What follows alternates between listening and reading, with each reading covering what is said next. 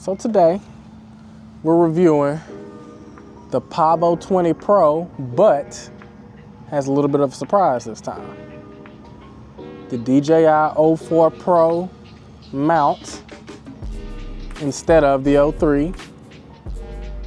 This is actually not the mount that comes from Beta FPV. They just released that 2 days before I made this video. I've had this mount for a minute. I actually bought this from a maker on Etsy. I'll be sure to drop his information and link in the description of this bio. This canopy works great to me though. Securely holds the VTX up right there. You get multiple camera angle adjustments for fast or slow flight. Another interesting thing that I would note about this, I have technically owned both the limited edition Nightfire version of the Pavo20 Pro. This is the regular version. You would think I would like the Nightfire version more, but I don't. And the reason that I don't is because you can't control the LEDs from a switch on the remote.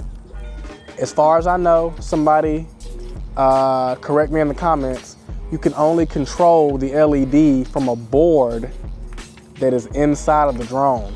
I want to be able to just fly, hit a button, and just cut it on and off as I see fit.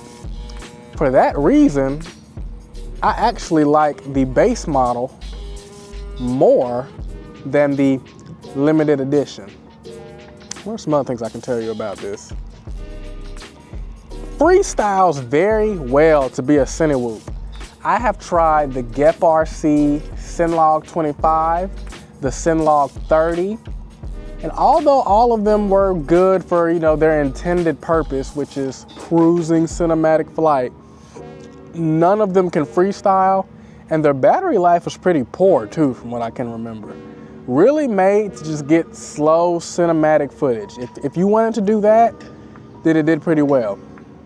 This, to be a ducted Cinewhoop, freestyle's pretty freaking good.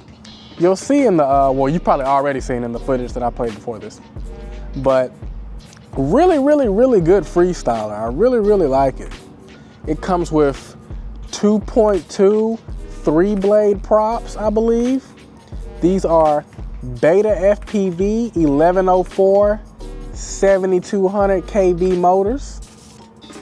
What else can I tell you? That is, of course, running an XT30 plug on the back.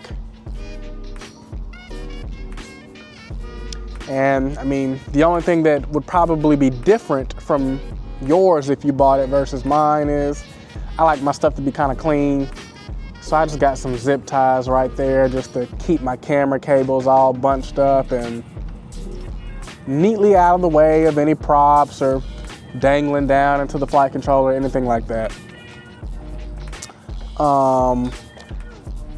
This is actually ELRS, but I use the DJI remote. I know a lot of people hate that remote for some reason. I have ELRS remotes too, but lately for DJI quads, I just really like using the FPV remote. I can perform all of my freestyle maneuvers with it. I don't really see a problem with it. The main reason that I like that remote is really for flying in the winter. That's what really sold me. And that's because, if you wait right here, let me just pick it up and I'll show you.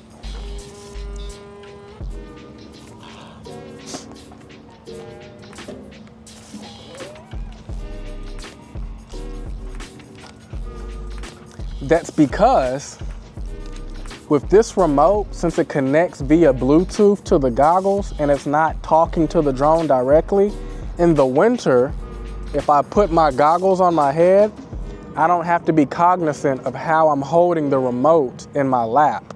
I can just sit comfortably in the car however I want, because all this has to do is talk to the goggle on my head. The head talks to the drone.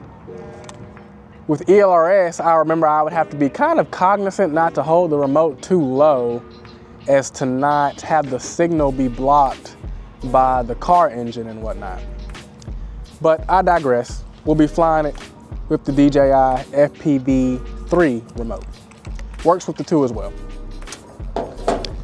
And just for proof of concept, there is an ELRS antenna right there. It's that red antenna. I just don't use it. And with that being said, let's do a little quick cruise flight.